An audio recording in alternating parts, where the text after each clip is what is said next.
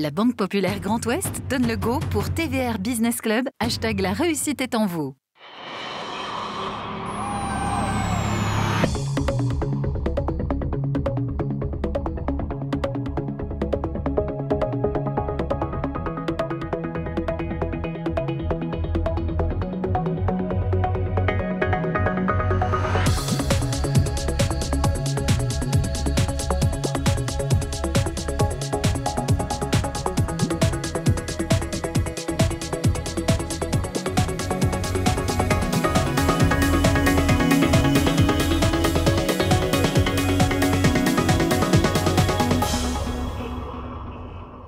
Bonsoir à toutes et à tous, soyez les bienvenus pour votre TVR Business Club où l'économie décryptée par ceux qui la font, vous le savez, dans ce magnifique atrium. Nous sommes très heureux d'accueillir 2 fois par mois celles et ceux qui font notre économie sur notre territoire. Nous sommes avec les 3 chroniqueurs du jour que je vais tout de suite vous présenter et qui sont des habitués en grande majorité de ce rendez-vous. Benoît Cattel, merci à vous Benoît, vous êtes le directeur général de la Banque Populaire Grand Ouest. Merci également à Christelle Dichary, présidente de la compagnie régionale des commissaires aux comptes Ouest-Atlantique, 12 départements, un peu plus de 1000 commissaires aux comptes et à vos côtés. Merci à vous Xavier Migeot, vous êtes le délégué général du MEDEF 35. Alors nous sommes tous les 4 impatients d'entendre quelqu'un qui représente une activité particulièrement importante sur l'ensemble du territoire et principalement en Bretagne, au regard aussi de certains événements qui peuvent se passer. Vous allez très rapidement comprendre de quoi je veux parler. Nous sommes très heureux d'accueillir sur ce plateau le directeur régional Bretagne de chez Enedis. Je vous demande d'accueillir Jean-Philippe Lamarcade.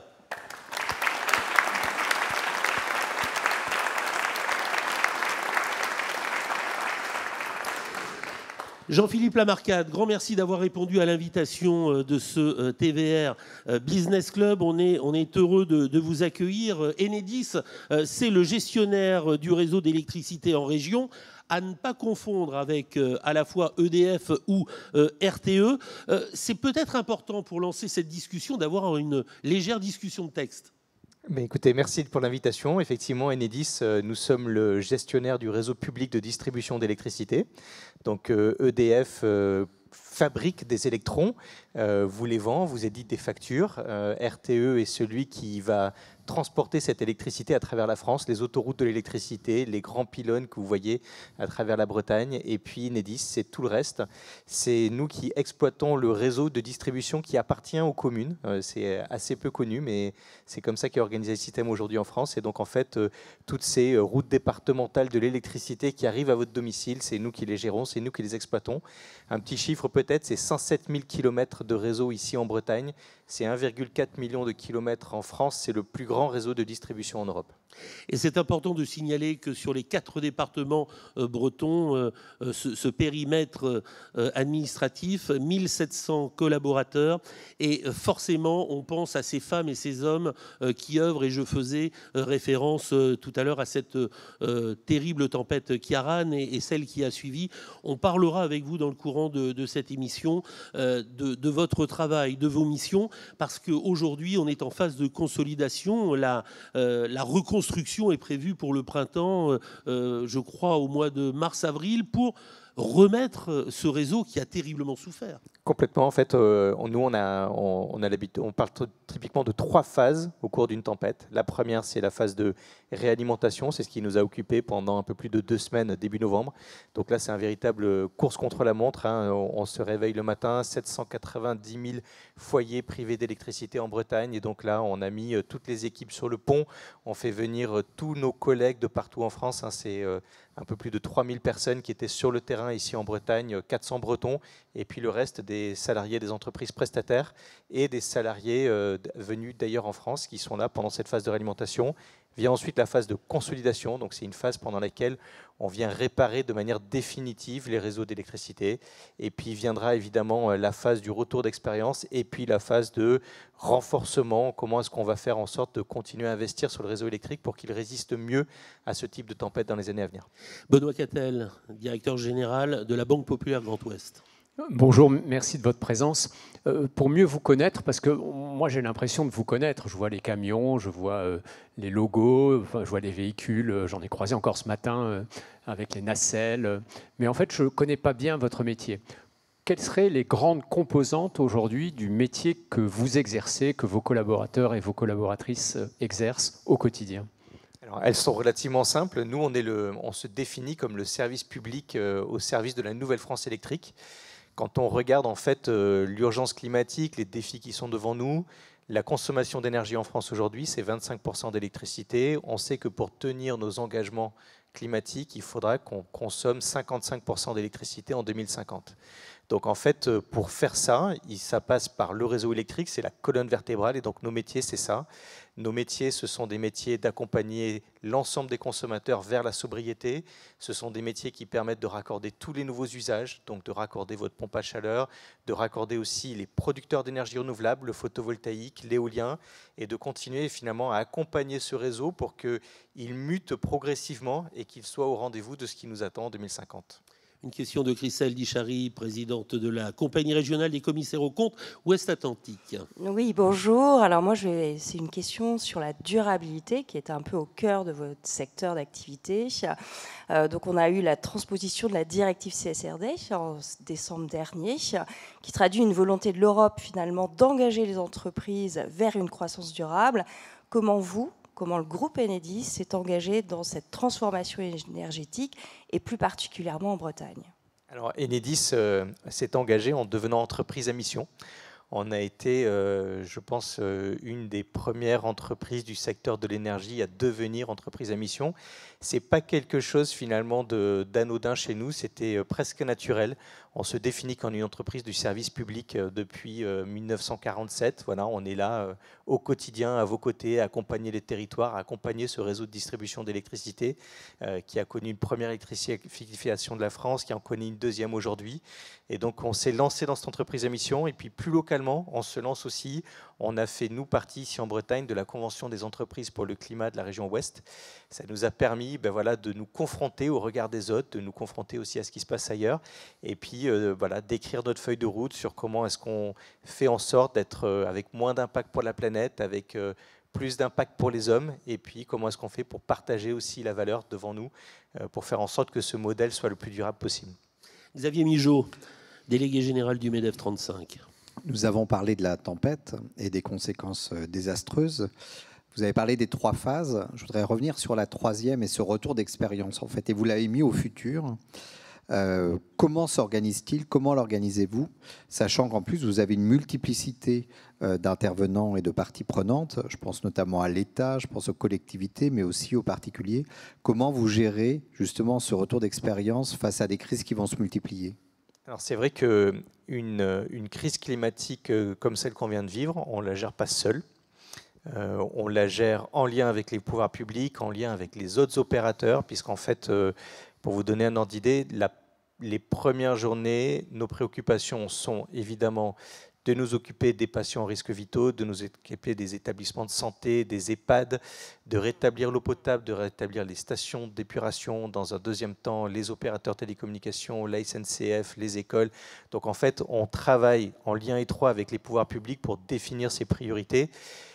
Généralement, on a des schémas établis. Là, il y avait un tel volume qu'il fallait évidemment discuter au jour le jour de nos priorités. Et donc, quand on fait ça, on a des carnets de bord dans lesquels on enregistre tout ce qu'on fait, tout ce qu'on décide, toutes les difficultés auxquelles on est confronté. Et c'est en fait cette analyse des carnets de bord à chaud qui nous permet de faire un premier retour d'expérience.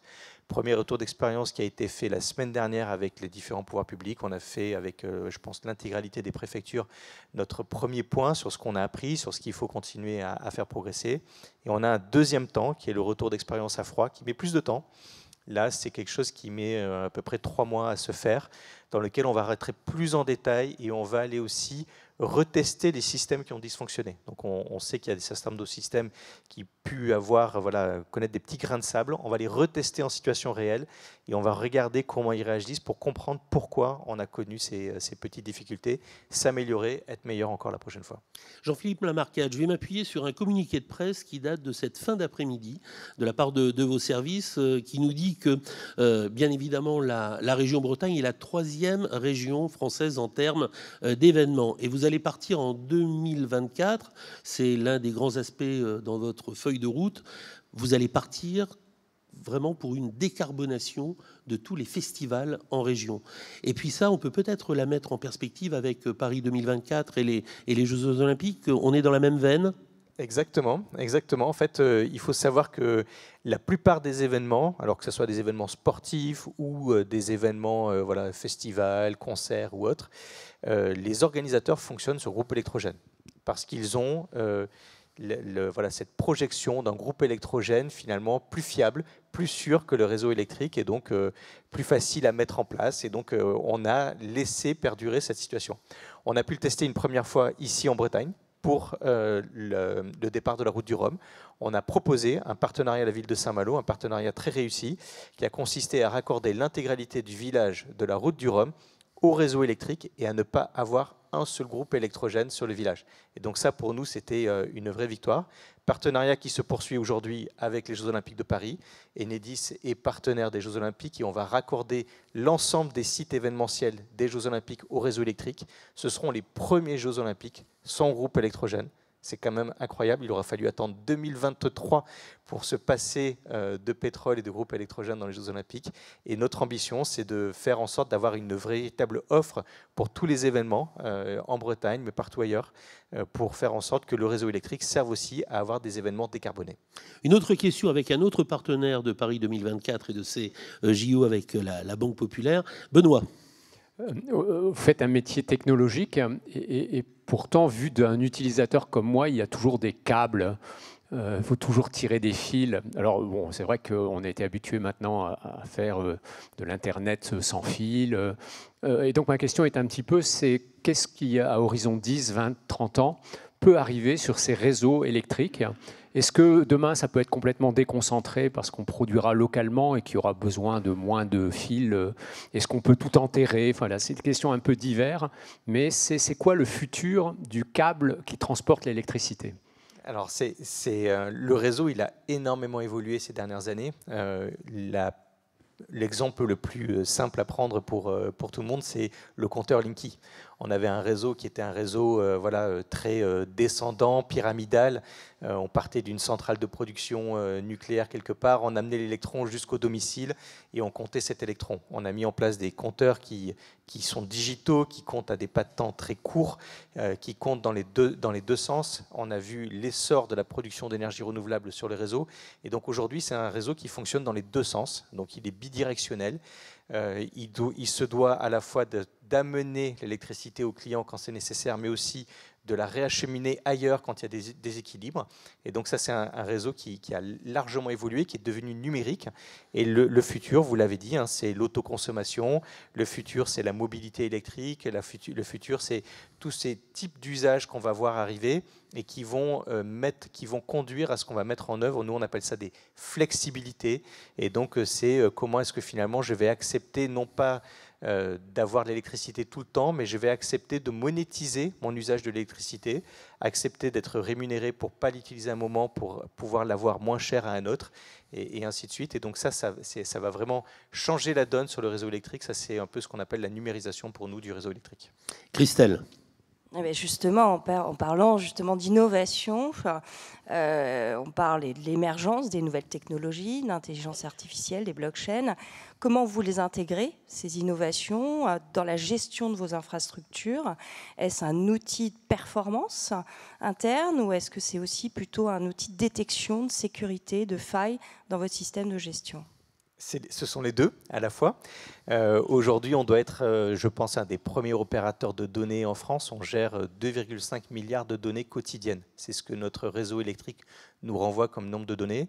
Et donc, c'est à la fois un véritable défi pour nous d'amener la sécurité nécessaire en tant qu'opérateur de services essentiels pour faire en sorte que ces données soient sécurisées, soient remises à disposition des clients dans le respect de tout le cadre légal de leurs données. Mais aussi, c'est comment est-ce qu'on fait pour tirer le bénéfice de toutes ces données, pour améliorer le service rendu et donc faire en sorte finalement de vous donner le service au bon moment. Je donne un exemple, le compteur Linky aujourd'hui nous permet de détecter de manière préventive les pannes. Avant on attendait que vous nous appeliez pour nous dire je n'ai plus d'électricité. Maintenant en fait, grâce à des signaux enregistrés par les compteurs électriques, on arrive à détecter à l'avance qu'il va y avoir une panne. C'est 1200 chantiers cette année qui auront eu lieu comme ça, donc 1200 pannes qui auront été évitées parce qu'on aura été chercher l'information au préalable et donc finalement une qualité de service qui est améliorée pour tout le monde. Xavier. On voit bien les évolutions que vous décrivez, c'est passionnant. Les compétences dans ce cadre-là pour faire bouger cette grande maison Enedis, est-ce que vous pouvez donner quelques exemples de compétences émergentes, de métiers émergents dans votre activité chez Enedis ? Alors, on a beaucoup de compétences émergentes, mais avant de vous dire lesquelles, je voudrais juste m'arrêter sur le fait qu'on a toujours besoin de techniciens pour aller sur le réseau électrique, faire des branchements, parce qu'on est aussi un métier physique où à la fin, il faut mettre les mains sur le réseau. Et donc, notre défi aujourd'hui, ça reste de convaincre des jeunes au collège, au lycée, de s'intéresser aux métiers techniques, de s'intéresser au réseau électrique, d'aller vers des filières professionnelles, des bacs pro, des BTS. C'est avant tout ces besoins-là. Nous sommes une entreprise dans laquelle finalement il y a très peu de cadres. Nos métiers sont essentiellement des métiers techniques. Et donc, ça c'est notre premier besoin et ça on le traite en faisant des partenariats avec les lycées. On a aujourd'hui ouvert 4 bacs pro dédiés au réseau électrique ici en Bretagne pour former à la fois des techniciens pour Enedis, pour nos prestataires. À chaque fois qu'on embauche un technicien chez Enedis, il faut un technicien chez nos prestataires. Et donc ça, c'est notre premier défi. Puis après, on a évidemment le fait d'aller chercher ces nouveaux métiers, ces métiers de la data science, ces métiers de très pointus qui sont devant nous. Et pour le coup, on a cette chance d'avoir une marque employeur sur laquelle on peut s'abriter, puisque nous sommes une filiale du groupe EDF. Et donc, on peut encore s'abriter, je dirais, derrière cette marque employeur qui reste attractive. Tant mieux, espérons que ça le reste le plus longtemps possible. Lorsque l'on vous entend, lorsque l'on vous lit, il y a un mot qui arrive en filigrane. C'est un peu le mot agir. Agir sur l'environnement, agir sur l'électricité, bien évidemment, agir sur les territoires. Il y a également agir avec respect, mais aussi agir en collectif. Pour faire un droit de poursuite à la question de Xavier, on est pratiquement au plein emploi en région Bretagne, mais il y a de belles carrières à entreprendre très certainement au sein de l'ensemble de vos services. Il y a de magnifiques carrières à entreprendre chez nous, d'autant plus que moi, je pense que c'est quelque chose qui fait vraiment la fierté des équipes quand on rentre chez Enedis. On est une entreprise qui promeut l'ascenseur social. Il faut savoir que les gens peuvent faire carrière chez nous. La plupart des gens font toute leur carrière chez nous. Moi-même, je suis un pur produit. Je suis rentré en 1999. C'était une année d'une autre tempête. Voilà, mais ça fait maintenant... Elle était sévère aussi. Elle était sévère aussi. Ça m'a permis de découvrir l'entreprise. Ça fait 25 ans maintenant. Et en fait, la plupart des gens qui rentrent chez nous font carrière chez nous. Il faut savoir que 80% des gens qui rentrent après le bac finiront sur des postes plutôt du niveau BTS maîtrise. On accompagne les gens tout au long de leur carrière pour qu'ils puissent continuer de progresser. Et on a 60% des cadres de l'entreprise qui ne sont pas issus d'un diplôme cadre, mais qui ont accédé à un emploi de cadre au travers de leur parcours professionnel.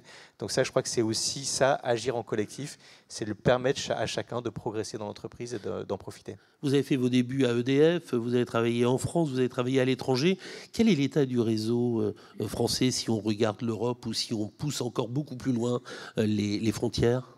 Alors, je peux vous dire qu'on est très envié, très envié, à la fois parce qu'on a un modèle de distribution qui est un modèle national-local qui a permis de développer ce réseau électrique, permis de le financer, permis de continuer à l'entretenir. Et donc, on a ce modèle d'avoir une entreprise qui s'occupe des territoires. Donc, nous, quand on agit en collectif, on parle aussi d'agir avec les territoires dans lesquels on œuvre. On est présent, on a 30 sites en Bretagne, donc on est présent ici en Bretagne. Mais aussi, on a la force d'un distributeur qui a une maille de la France. 35 millions de clients et qui est capable du coup de développer de la R&D, de développer des programmes d'investissement que les autres distributeurs européens qui n'ont pas ce modèle-là ne peuvent pas se permettre. Et donc, on est très envié et on est très regardé de par le monde sur notre capacité. Il faut savoir qu'il y a un classement international des distributeurs dits Smart Grid, un classement établi par l'Université de Singapour. Ça fait 2 années d'affilée que Enedis se classe premier distributeur Smart Grid au monde. Et donc ça, on peut en être très fier. Ça, c'est ce que la France produit. Benoît. Je vais tirer un peu le fil, mais pour parler d'Enedis en Bretagne, est-ce qu'il y a des points forts? C'est-à-dire, est-ce que par rapport à d'autres régions, la Bretagne a des caractéristiques avec des zones vraiment de force, de faiblesse le cas échéant? Puis si on a le temps, une question plus générique sur l'électricité en Bretagne. Comment ça marche? Quel est l'équilibre entre la production, la consommation et comment on voit les choses à 10, 20 ou 30 ans? Alors, la première force du réseau de la Bretagne, c'est d'être en Bretagne, donc on est attractif, donc ça c'est une très bonne chose. On est un territoire qui attire les gens, donc ça du coup on arrive à faire venir des compétences. Ça c'est une très grande force, c'est ce que souvent, moi qui ai eu la chance de connaître beaucoup de régions en France, c'est peut-être la première chose qui m'a frappé en arrivant ici en Bretagne, c'est le niveau de compétence des salariés qui sont ici présents. Ils viennent parce qu'ils aiment le territoire, ils restent ici, ils s'investissent dans leur métier, ils développent un vrai savoir-faire, une vraie compétence de pointe. On a un réseau qui finalement est somme toute assez similaire à la Pays de Loire, à la Normandie, et qui est plus lié à l'habitat. Et donc, par rapport à d'autres régions, on a un réseau qui est très, très étendu par rapport au nombre de clients, mais ça c'est lié à l'habitat breton. Si vous allez en Lorraine, vous verrez qu'il n'y a que des hameaux, et donc la structure du réseau est totalement différente. Et donc, c'est ça un peu qui fait notre particularité ici en Bretagne. Christelle. Alors, pour faire peut-être écho à ce que vous venez de dire, par rapport aux besoins grandissants finalement de cette consommation d'électricité qu'on va avoir en Bretagne, quels sont les principaux projets de modernisation que vous allez entreprendre dans les 5 prochaines années? Alors, j'ai oublié de répondre à la deuxième partie de la question, mais ça va faire le lien. En fait, aujourd'hui en Bretagne, vous avez à peu près... Alors, je parle avant la mise en service du parc éolien de Saint-Brieuc, bien évidemment. 80% de l'électricité qui est consommée en Bretagne qui est importée d'autres régions de France. Et les 20% restants, à 95%, ils sont produits par des producteurs qui sont raccordés au réseau de distribution. Ce sont des producteurs qui n'existaient pas il y a 10 ans. Et donc, en fait, en 10 ans, on a raccordé à peu près 30 000 producteurs d'électricité sur le réseau. On est sur des taux aujourd'hui de croissance d'à peu près 15% par an, donc c'est juste phénoménal. Et donc, on voit ce phénomène arriver. Et on n'a pas attendu qu'il arrive pour investir sur le réseau. Donc, en fait, on est passé d'environ 150 millions d'euros d'investissement il y a 5 ans de ça. On est à 250 millions aujourd'hui d'investissement sur le réseau par an. On sera à plus de 300 millions d'ici 4 ans. Et donc, on va continuer à accroître les investissements. C'est à peu près 5 milliards d'euros en France tous les ans qui seront investis sur le réseau électrique pour permettre d'accueillir toutes ces nouvelles formes. Et dans le même temps, comme on a eu l'anticipation de numériser ce réseau, on est en capacité de mettre en place des nouvelles formes de consommation, que sont l'autoconsommation, que sont la mobilité électrique. Voilà, donc on a préparé ce réseau et on va continuer à le faire pour continuer à accueillir tous ces nouveaux usages. Voilà, il nous reste 2 minutes 30. La dernière question, pratiquement avec vous, Xavier. Au bout de la ligne, il y a tout ce qui va être recharge de véhicules électriques. J'imagine que c'est un défi colossal aussi parce qu'on est vraiment point à point et il y a des enjeux majeurs pour l'électrification justement des différents véhicules. On peut penser aussi aux poids lourds qui posent d'autres questions. Donc là, Enedis est positionné comment dans ce défi ? Alors nous, on se positionne en tant qu'accompagnateur de cette mobilité électrique. La mobilité électrique, effectivement, c'est pas que les véhicules. Ce sont les bus, le métro. Alors la ligne B, on l'a raccordée au réseau électrique. C'était des investissements massifs pour nous pour raccorder une ligne de métro de ce type-là au réseau électrique. Ce sont aussi les ports sur lesquels on travaille beaucoup avec les CCI, avec Ah oui, de gros enjeux d'électrification, il y a des gros besoins de puissance, donc ce sont des investissements qu'il faut vraiment anticiper. Créer un poste source pour alimenter des gros besoins sur un port, il faut 5-6 ans pour le faire, donc il faut vraiment qu'on anticipe. Et puis après, la mobilité au quotidien, ça c'est un autre enjeu. C'est aujourd'hui 66 000 bornes de recharge électrique qui sont présentes en Bretagne, il y a 4 500 accessibles au public. Le nouveau défi qui est devant nous, c'est de raccorder les parkings des résidences collectives, parce que si vous avez un véhicule électrique, vous habitez une maison individuelle, c'est assez facile pour vous recharger. Si vous habitez une copropriété, là, c'est un peu plus défi. Donc, notre engagement, c'est d'accompagner ça. On a fait évoluer la réglementation. Il y a un décret. Aujourd'hui, vous avez ce qu'on appelait le réseau électrique auto. Et donc, ça va permettre aux clients de contacter Enedis pour avoir le développement de la borne de recharge dans le parking des résidences collectives, avec une partie de ce développement qui sera pris en charge par le tarif pour éviter des coûts qui seraient astronomiques pour les propriétaires de véhicules. Ce sera la dernière question. On a bien compris que 2024 était une année importante pour remettre à niveau vraiment le réseau, mais au niveau de votre feuille de route de cette nouvelle année, il y a quoi sur le dessus de la pile ? Alors, sur le dessus de la pile, il y a notre engagement pour le climat. Voilà, continuer à s'engager là-dedans, continuer à faire en sorte qu'on puisse continuer à vivre sur cette planète, continuer à accueillir les énergies renouvelables, faire évoluer les usages et puis aussi prendre soin du vivant, nous occuper de la biodiversité et faire en sorte que nos impacts sur la biodiversité diminuent. Eh bien, en tout cas, un grand merci. On peut vous applaudir. Jean-Philippe Lamarcade, directeur régional Bretagne chez Enedis. Merci en tout cas d'avoir répondu à cette invitation et aux questions de nos 3 chroniqueurs. Passez une excellente semaine. Encore merci à vous, Jean-Philippe Lamarcade.